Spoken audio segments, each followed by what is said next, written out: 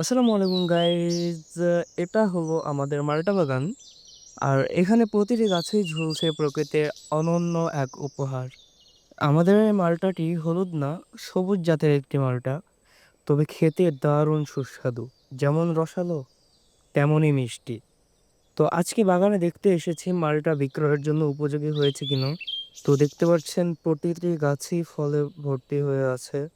এবার চলুন একটি মালটা ছিঁড়ে নেওয়া যাক।